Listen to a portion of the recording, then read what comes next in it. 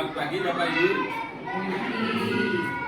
Terima kasih Bapak Ibu telah hadir di tempat ini dalam acara sosialisasi atau diseminasi dari budaya positif tentang materi guru penggerak pada modul 1.4.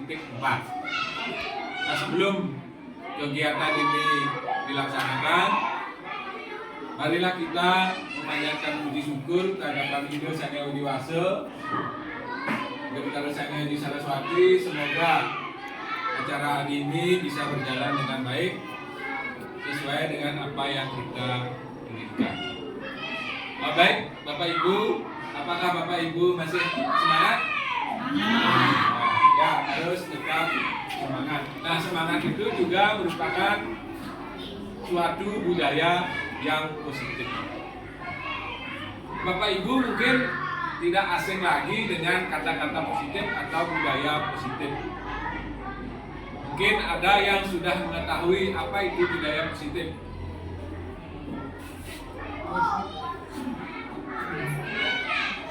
Ya, budaya baik itu adalah kebiasaan-kebiasaan baik yang sudah membudaya atau biasa kita lakukan.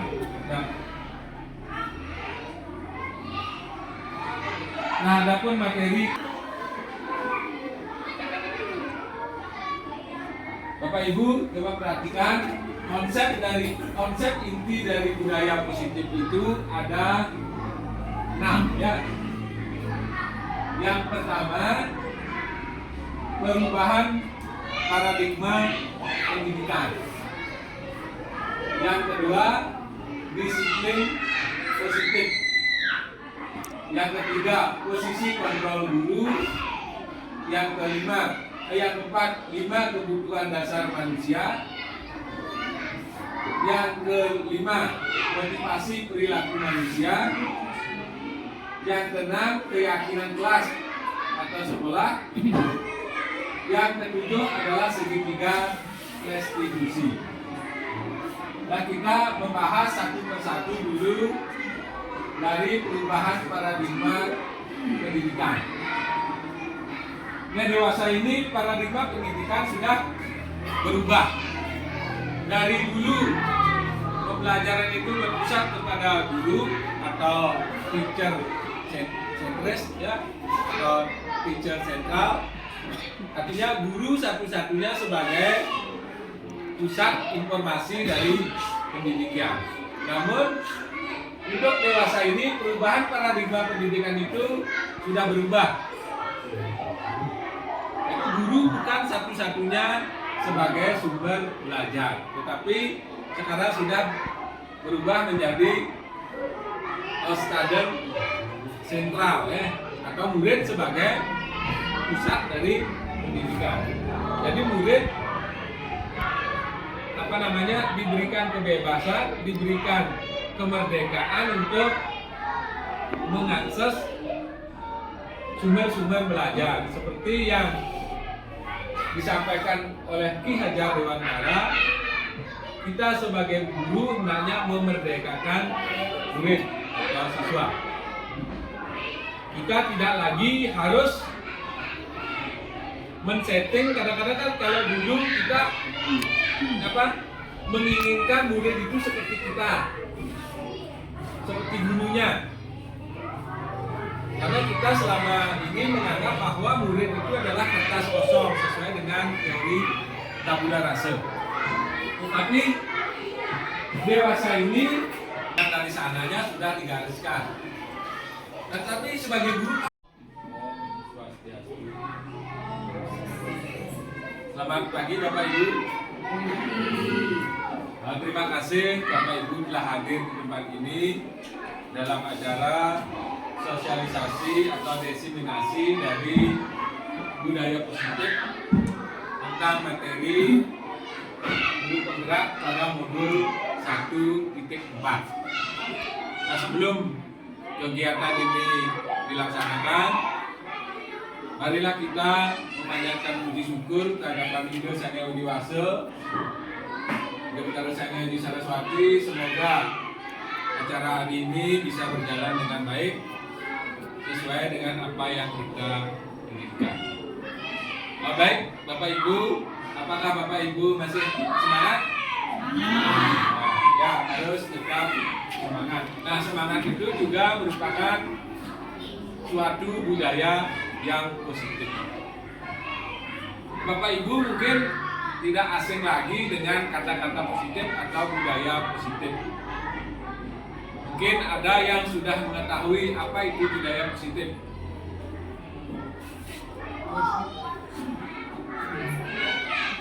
Ya, budaya baik itu adalah kebiasaan-kebiasaan baik yang sudah membudaya atau biasa kita lakukan.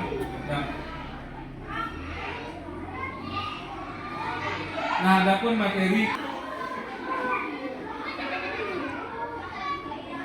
Bapak Ibu coba perhatikan konsep inti dari budaya positif itu ada 6 ya. Yang pertama, perubahan paradigma pendidikan. Yang kedua, disiplin positif. Yang ketiga, posisi kontrol guru. Yang keempat, 5 kebutuhan dasar manusia. Yang kelima, motivasi perilaku manusia. Yang keenam, keyakinan kelas atau sekolah. Yang ketujuh adalah segitiga restitusi. Nah, kita membahas satu persatu dulu dari perubahan paradigma pendidikan. Nah, dewasa ini paradigma pendidikan sudah berubah. Dari dulu pembelajaran itu berpusat kepada guru atau teacher centris ya, atau teacher sentral. Artinya guru satu-satunya sebagai pusat informasi dari pendidikan. Namun untuk dewasa ini perubahan paradigma pendidikan itu sudah berubah. Itu guru bukan satu-satunya sebagai sumber belajar, tetapi sekarang sudah berubah menjadi student sentral ya, atau murid sebagai pusat dari pendidikan. Jadi murid diberikan kebebasan, diberikan kemerdekaan untuk mengakses sumber-sumber belajar seperti yang disampaikan oleh Ki Hajar Dewantara. Kita sebagai guru hendaknya memerdekakan murid atau siswa. Kita tidak lagi harus men-setting. Kadang-kadang kan kalau dulu kita menginginkan murid itu seperti kita, seperti gurunya. Karena kita selama ini menganggap bahwa murid itu adalah kertas kosong sesuai dengan teori tabula rasa. Tetapi dewasa ini dari sananya sudah digariskan. Tetapi sebagai guru terima kasih atas waktunya. Maaf saya mengganggu aktivitas Bapak Ibu hari ini. Pada kesempatan ini saya akan menyampaikan terkait dengan diseminasi atau sosialisasi dari budaya positif yang dia dapatkan dalam materi pelatihan guru penggerak. Sebelumnya mari kita memanjatkan puji syukur kepada Panitia Sangga Widiwasa, Sangga Adi Saraswati, Dumogi Napi Sane kepaparan malibos Presiden membagi antar Sida Sidaningdon untuk ngaturang panganjali umat. Om Swastiastu. Kita semua orang pasti ada hal baik dan ada hal yang negatif. Nah, hal negatif itulah kita samarkan terus, kita samarkan sampai tidak muncul lagi ke permukaan. Nah, itu perubahan dari paradigma pendidikan.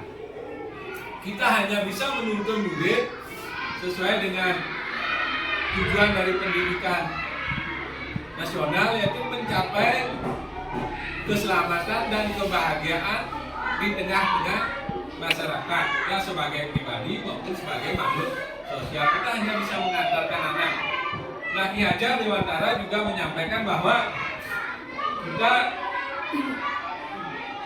ibaratnya seperti petani. Kita seperti petani hanya bisa mengubah lahan, benih yang sama, kita olah lahannya, kita pupuk, kita bersihkan jamur-jamurnya, kita rawat.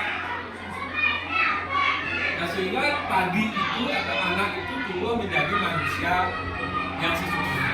Pendidikan. Nah, sekarang kita lanjutkan dengan motivasi perilaku manusia atau teori motivasi. Nah, motivasi ada dua. Ada yang sudah tahu? Motivasi internal atau intrinsik, motivasi eksternal. Bapak Ibu mungkin sudah paham, sudah tahu. Motivasi internal itu motivasi dari dalam diri, sedangkan eksternal motivasi dari luar. Nah, Bapak Ibu, tujuan pendidikan itu adalah kita membangkitkan yang mana? Internal apa eksternal? Ya, internal, motivasi intrinsiknya. Berarti murid itu memang sadar sesadar-sadarnya untuk berubah atau untuk bertanggung jawab.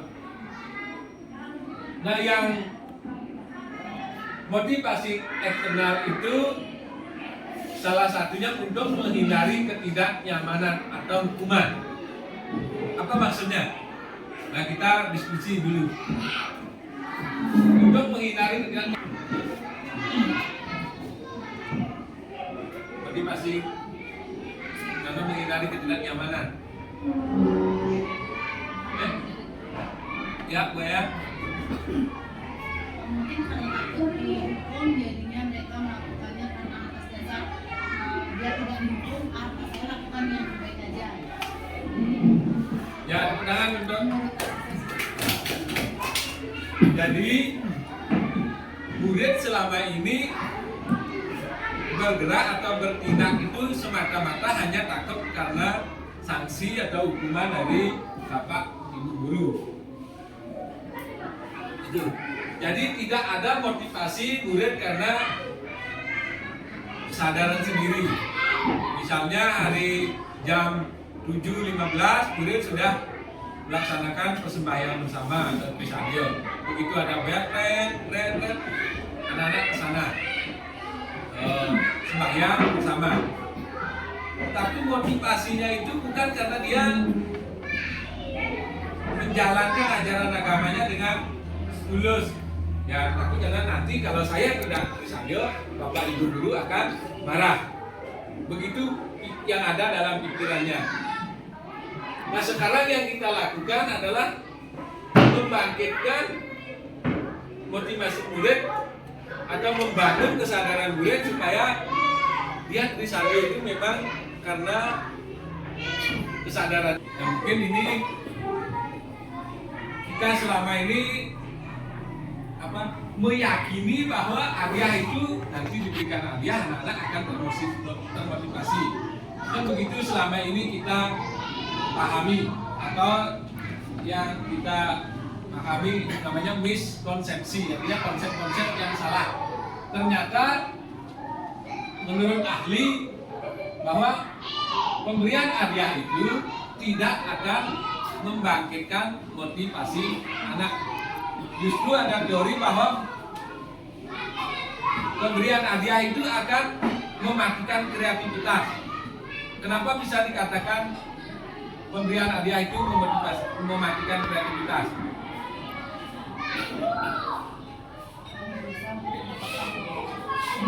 Karena anak itu cenderung berubah atau melakukan sesuatu, impiannya, harapannya hanya dia mendapat hadiah.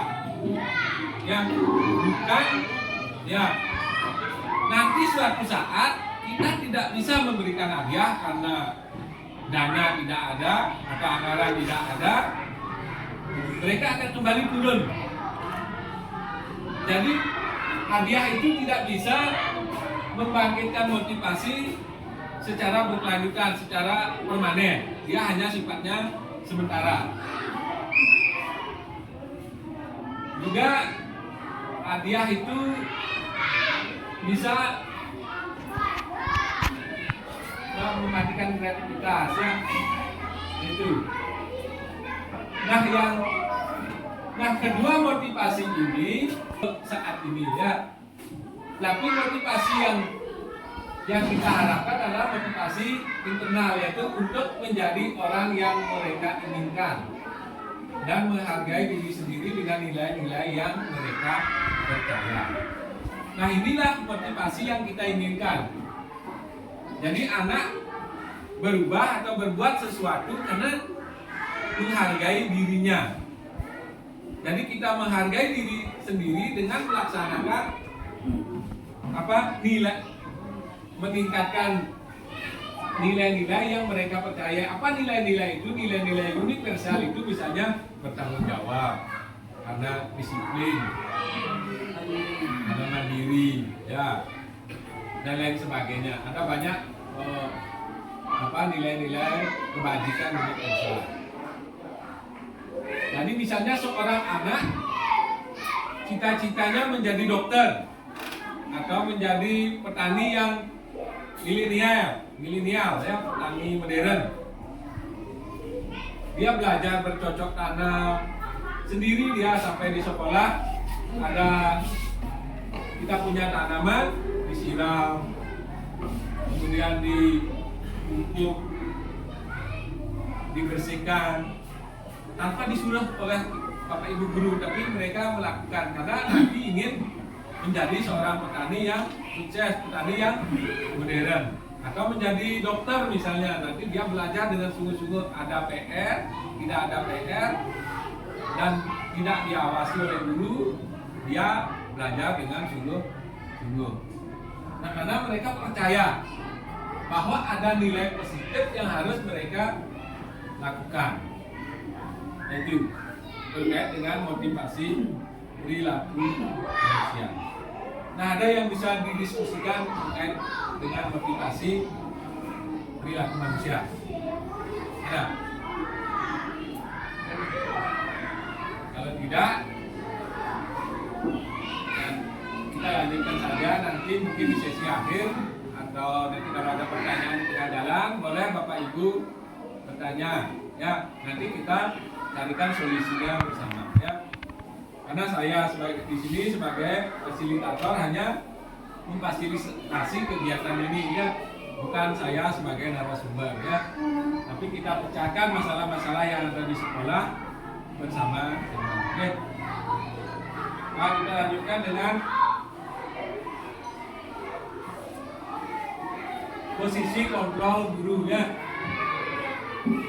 Nah, posisi kontrol guru itu ada 5. Yang pertama sebagai penghukum. Guru bertindak biasanya sebagai penghukum. Yang bagaimanakah contohnya guru sebagai penghukum? Tindakan yang bagaimana yang dilakukan guru dikategorikan sebagai tindakan penghukum. Ya, terima kasih. Misalnya anak itu membuat kesalahan di kelas, guru seolah-olah memutuskan memberikan hukuman kepada siswa tersebut. Ya, benar. Sebagai penghukum, nah, misalnya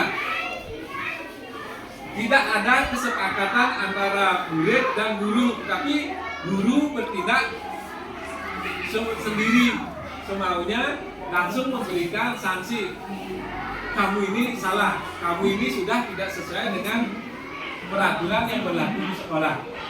Langsung dia diberikan hukuman. Juga kadang-kadang yang disebut hukuman itu tidak ada korelasinya antara kesalahan dengan hukuman. Misalnya, yang kasih contoh, kemudian besoknya dapat pelajaran matematika, si A tidak membuat apa PR tersebut. Kemudian bapak atau ibu guru atau kita menyuruh anak-anak itu membersihkan kamar mandi atau WC. Nah ini tidak ada hubungannya dengan matematika dengan membersihkan WC. Jadi itu sepihak, berlaku sepihak, tidak ada korelasinya, tidak ada hubungannya antara sanksi dan kesalahan. Nah kemudian satu bahwa memakai sepatu hitam, kemudian karena hari Senin yang mau upacara harus memakai sepatu hitam, tapi anak tersebut tidak memakai sepatu hitam. Kemudian anak tersebut seharian disuruh membuka sepatu yang tidak buat diperkenalkan memakai sepatu putih misalnya yang dipakai itu ya. Apa hal negatifnya bila anak misalnya disuruh membuka sepatu sendirian dan mungkin sebelumnya harus menanyakan alasannya mengapa ya, kenapa. Nah itu hukuman itu juga harus bersifat manusiawi ya. Anak kecil, anak-anak disuruh tidak pakai sepatu seharian di samping membahayakan juga membuat mereka akan turun. Itu posisi menghukum walaupun sebenarnya bapak ibu guru menginginkan ada nilai-nilai yang ingin dibangun.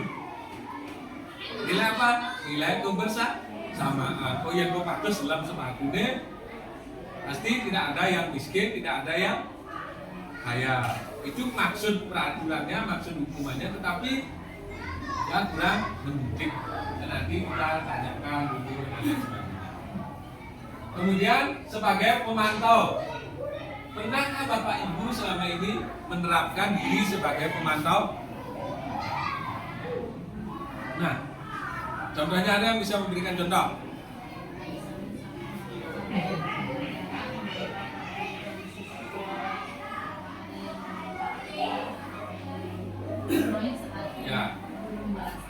Ya, terima kasih. Ya, itu salah satunya ya. Guru sebagai pemantau, adik guru hanya semata-mata berdasarkan peraturan-peraturan yang sudah tercantum. Oh kamu sudah tidak sesuai dengan ini, tidak sesuai dengan ini, tidak lanjut, hanya menyampaikan semata. Kemudian membuat rasa bersalah. Nah guru kadang-kadang membuat anak-anak menjadi merasa bersalah. Misalnya ada anak-anak yang berkelahi, kemudian dengan kata-kata yang terlalu keras kita anak-anak menjadi saya ternyata salah. Anak menjadi sedih berkepanjangan ya. Nah kemudian guru juga bertindak sebagai teman. Pernahkah kita menganggap anak-anak kita sebagai teman? Mungkin baik, tujuan Bapak Ibu baik supaya anak-anak akrab dengan kita, tidak ada jarak antara guru dan murid. Tetapi membuat anak murid seperti teman terlalu akrab juga tidak baik. Ya, ada kalanya kita melakukan batasan-batasan tertentu. Ya, karena nanti kepala kita dipegang atau kita dipeluk gitu kan, nah, sudah tidak. Kalau kita memeluk anak yang masih kecil itu kan wajar, malah anak-anak senang merasa diperlakukan seperti anak sendiri merasa disayangi. Ya, nanti kalau SMA, ya kebetulan gurunya bujang, anak yang sudah besar dipeluk itu kan lagi juga salah. Ya tergantung situasi, jangan terlalu akrab. Itu ada kelemahan itu Bapak Ibu sudah paham ya. Saya cuma mengingatkan. Nah itu materi yang perlu disampaikan ya. Kemudian sebagai manajer, pernahkah kita memperlakukan anak seperti kita menjadi seorang manajer? Nah, saya sendiri merasa belum. Karena sebagai manajer itu masih kita perlu banyak belajar. Ya, misalnya anak-anak melakukan kesalahan, ya dari kita ketahui anak-anak melakukan kesalahan, pertama kita identifikasi kesalahan itu apa penyebabnya anak-anak melanggar, itu kita identifikasi dulu, kemudian kita validasi atau cara di persidangan kita mencari saksinya, benar nggak seperti itu. Tapi kadang-kadang kita berlakunya sepihak, sudah tahu kadang-kadang ada anak yang kategori tanda kutip nakal, kita kalau sekal berbuat begitu sudah pasti benar apa yang disampaikan Pak Yung belum nakal, pasti dia benar, dia melakukan kesalahan. Kadang-kadang kan seperti itu. Nah, kadang-kadang kita juga kalau anaknya si A masih sedikit, kadang-kadang kita belum bisa berlaku secara objektifnya. Nah, itu kadang-kadang anak-anak. Nah, dari posisi-posisi kontrol itu ada beberapa kelemahan. Misalnya penghukum, yang seperti tadi kita sudah sampaikan sedikit.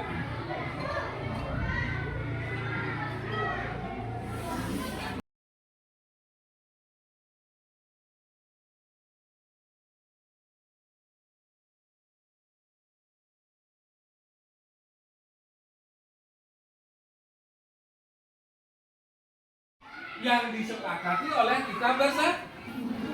Keyakinan kelas itu sudah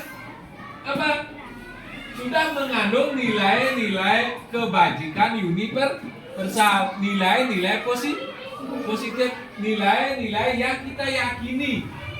Mungkin Sriati atau Gede Eka, mana Gede Eka? Kemarin kan sudah Bapak ya tahu ya nilai-nilai apa saja yang ada. Salah satunya nilai tanggung jawab. Lagi nilai apa lagi? Nilai-nilai positif, nilai-nilai yang baik selain tanggung jawab. Nilai disiplin lagi. Nilai kasih lagi. Empati dan lain sebagainya ya. Nah, Bapak bertanya sekarang, dilarang membuang sampah. Kalau keyakinan kelas yang sudah mengandung nilai kebajikan, apa kira-kira kalimat yang depan? Tidak ada kata dilarang. Dilarang membuang sampah. Yang depan apa? Sampah pada tempatnya. Itu keyakinannya. Buanglah sampah pada tempatnya. Nomor 1 itu bahwa anak-anak sepakat begitu.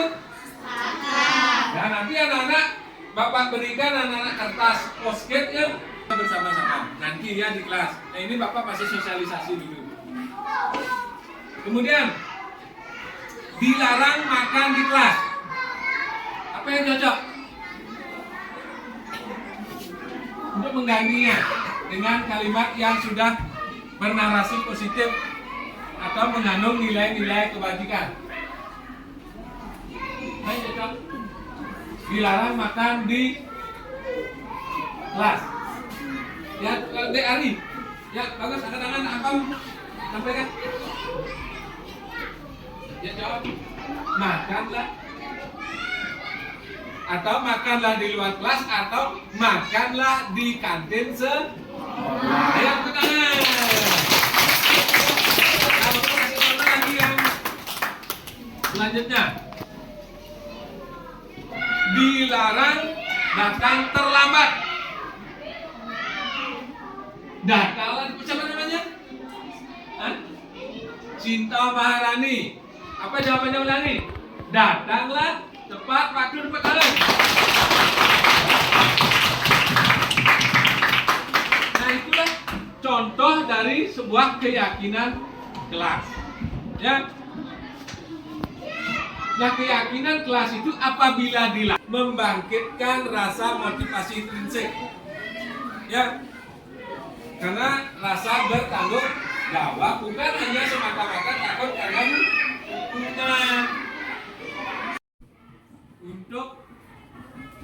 mensosialisasikan terkait dengan keyakinan kelas atau keyakinan sekolah. Kalau anak-anak kemarin tahu nggak ada peraturan di sekolah? Tahu? Peraturannya bagaimana? Siapa yang bisa menyebutkan? Kira-kira? Membuli. Ya, tidak boleh membuli. Ada gengnya pada membuli. Yang bagaimana namanya membuli? Mengejek. Lagi. Mengejek, kemudian berperilaku yang tidak. Kemudian peraturan yang lain yang masih anak-anak ingat. Tidak boleh membuang sampah. Lagi.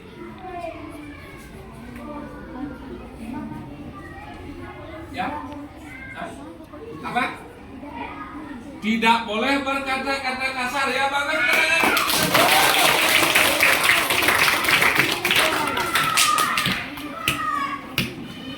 Apa? Tidak boleh membeda-bedakan teman. Ya. Jadi contoh anak-anak sudah bisa mengungkapkan contohnya ya. Nah itu semuanya mengandung kata tidak atau kata negatif. Kata negatif. Nah sekarang ada yang namanya keyakinan sekolah atau keyakinan kelas. Keyakinan kelas atau keyakinan sekolah itu dibuat oleh siapa yang membuat? Hah? Siapa yang membuat?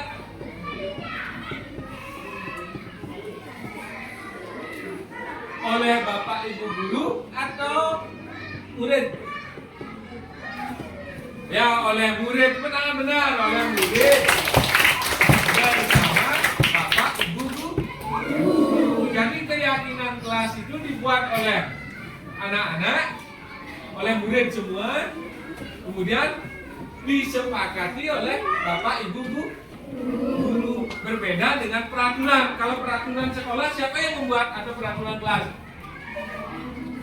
Hah? Ibu guru atau bapak guru? Anak-anak terlibat apa tidak? Tidak. Kalau peraturan sekolah, peraturan kelas, anak-anak ujuk-ujuk sudah ada peraturan kelasnya. Dilarang membuang sampah, dilarang makan di kelas. Selamat pagi anak-anak.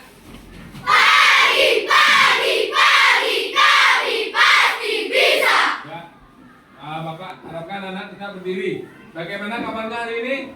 Baik. Semangat? Semangat. Untuk lebih semangat, mari kita melaksanakan tepuk semangat. Masih ingat? Masih. Ya. Tepuk semangat. Semangat. Semangat. Ya, silakan duduk kembali. Terima kasih kepada Allah kita.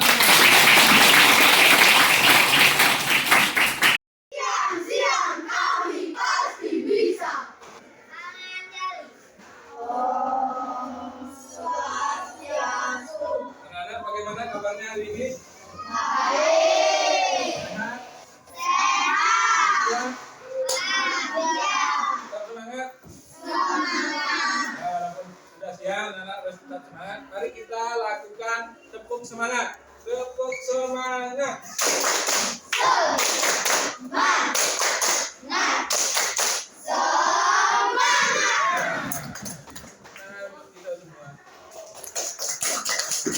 Ya, kalau perhatikan kemarin Bapak sudah mensosialisasikan, menjelaskan tentang keyakinan kelas, nah, atau keyakinan sekolah.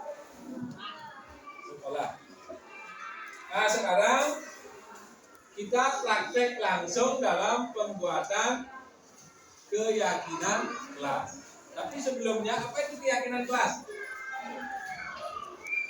Kesepakatan yang sudah mengandung nilai-nilai kebijakan universal atau nilai-nilai positif yang kita yakini bersama. Masih ingat siapa yang membuat keyakinan kelas itu? Bapak guru, lagi guru, kepala sekolah, siswa, juga mungkin nanti orang tua. Ya, keyakinan keyakinan sekolah atau keyakinan kelas itu diyakini bersama sebagai langkah-langkah atau tujuan kita di kelas 6, satu semester atau satu tahun ke depan. Keyakinan inilah yang menjadi tujuan kelas ini. Seperti apa kelas ini mau diinginkan? Paham? Bagikan kertas post-it atau yang kehabisan boleh tulis di kertasnya. Silakan anak-anak tulis keyakinan kelas yang mau anak-anak inginkan terjadi di kelas ini. Ya, silakan. Ya, silakan tulis. Ya. Ya, tulis keyakinan kelasnya. Sekarang kalau sudah, yang sudah silakan tempel di depan. Satu jangan ya, dua orang boleh. Ya, silakan tulis. Ya, bagus. Ya, silakan kembali. Ya, silakan duduk.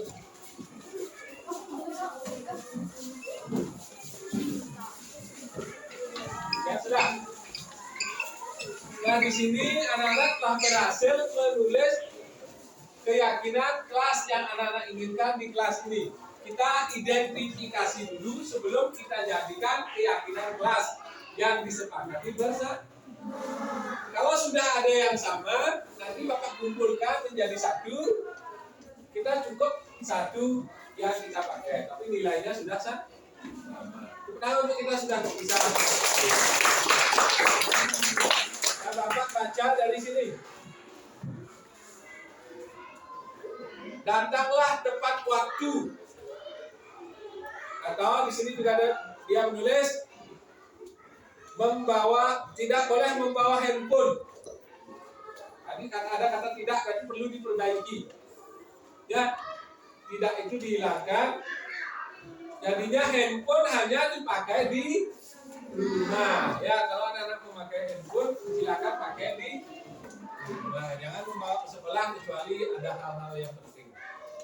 Atau handphone hanya digunakan, kadang-kadang kan perlu kita membawa handphone, kita gunakan dalam proses pembelajaran. Boleh membawa handphone di sekolah hanya untuk pembelajaran.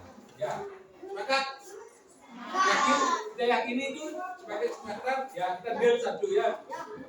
Yang kedua, tidak boleh mengejek nama orang tua. Apa nilai universalnya, kalimat yang positifnya?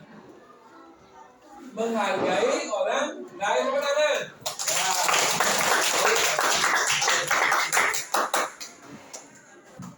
Berarti nilai positifnya nilai saling menghargai. Kemudian ini mengikuti tiket dengan tertib. Tiket tidak tertib ya. Belajar dengan tertib. Apa nilai positifnya? Kata bersih. Menjaga kebersihan. Menjaga kebersihan kelas. Berarti membuang sampah pada tempatnya masuk di sini ya.